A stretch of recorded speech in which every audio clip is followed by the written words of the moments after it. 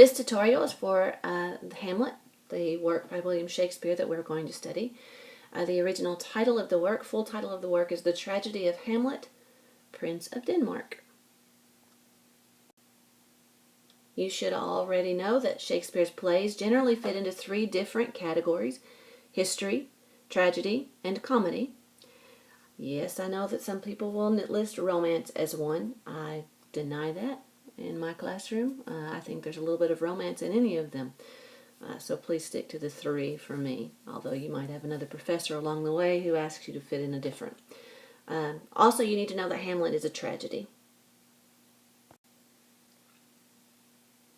Most of Shakespeare's plays were first performed at the Globe Theatre. Those who could afford it watched the plays from the seats in the gallery. Less wealthy people paid a penny to sit on the ground, and they were known as groundlings. Plays did have to be held in the mid-afternoon because there was no artificial light. They needed the light from the sky to come through. And also,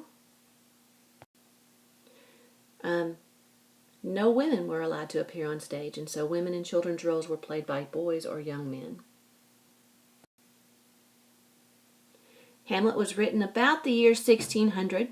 It was written in the final years of the reign of Queen Elizabeth I, who had been the monarch of England for more than 40 years and was then in her late 60s. So the prospect of Elizabeth's death and the question of who was going to succeed her was a subject of a lot of anxiety at the time, because everything had been going so well during her reign, and they didn't know, if you remember what we talked about, how in the past there was such a turmoil depending on who was in control. And so it's understandable that people were upset. Elizabeth didn't have any children, so the only person with a legitimate royal claim was James of Scotland, who was the son of Mary, Queen of Scots. And that, therefore, there was a political faction to which Elizabeth was opposed. When Elizabeth died in 1603, James did inherit the throne and became King James I. But it is not a surprise that before her death, many of Shakespeare's plays from the period, including Hamlet, concern this transfer of power from one ruler to the next. Hamlet is a tragedy. It deals with death, impossibility of uncertainty. It shows how breaking a moral law inevitably leads to disaster. It's very dark. The mood is set early in the play with the appearance of a ghost. And as Hamlet becomes crazier and people continue to die, the work grows much darker. You should know that it is written in blank verse or poetic verse, that Hamlet is your protagonist.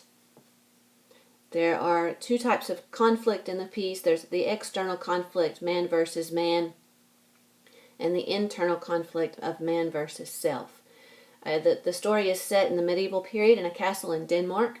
The tone, again, dark, violent, desperate, contemplative.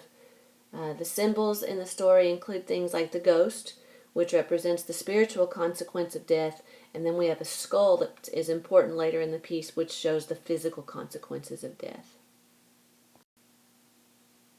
Terms for study you need to check out: irony, which we've studied in the past, a soliloquy, and an aside, and I believe we studied both of those when we studied some Shakespeare your sophomore year. Blank verse, I know we studied last year, and imagery, which has come up several times, so make sure that you are familiar with those terms.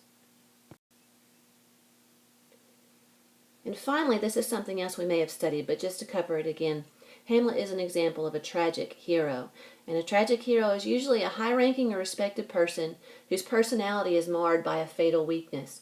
And I think we saw this when we studied Caesar your sophomore year, and we talked about Brutus and how he was a tragic hero. The tragic flaw is the cause of the hero's downfall. And examples of those might be excessive pride, which we know is hubris, ambition, indecision, inability to act, and procrastination. And Hamlet's tragic flaw is actually a mixture of those last three, depending on whom you're studying. Indecision, his inability to act quickly, which I guess is kind of the same thing, and his procrastination. If he went through with what he was going to do early, chances are fewer people would have died in the story. I hope you like it. Thanks.